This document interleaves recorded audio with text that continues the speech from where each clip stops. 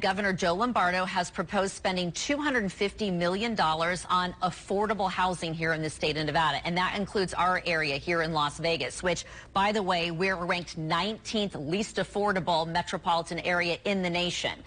With that said, we are looking at Las Vegas, Henderson, North Las Vegas, and the spending on how much we spend on homeless services here locally. Let's bring in Rachel O'Brien from OpenTheBooks.com. Always does a great job researching these different things. And so let's focus on the governor and the details of this housing bill. We'll start there.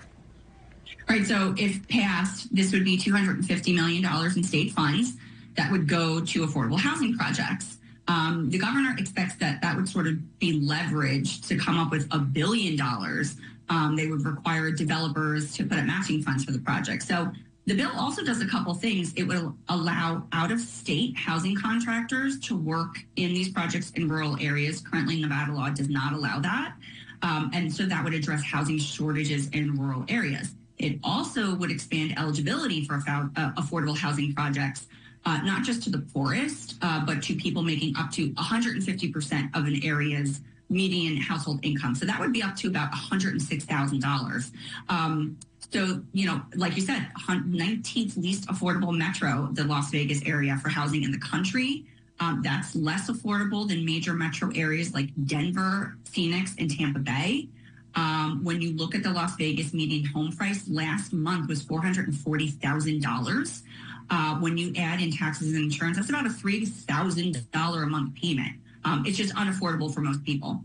Oh, and I use all the time, and we've revisited the different sound with these folks crying. If people think it's bad here in Vegas, for folks up in the Reno-Sparks area, it's even worse. We had a couple who was on nightly news making more than $200,000 a year, yet priced out of buying a home in the city that they were born and raised in. So this is a big deal. And when you crunch the numbers for perspective, you've looked at what Henderson, Vegas, North Las Vegas pays for homeless services. So does it seem like the math will work out here to help alleviate what you're having to pay and get people in homes?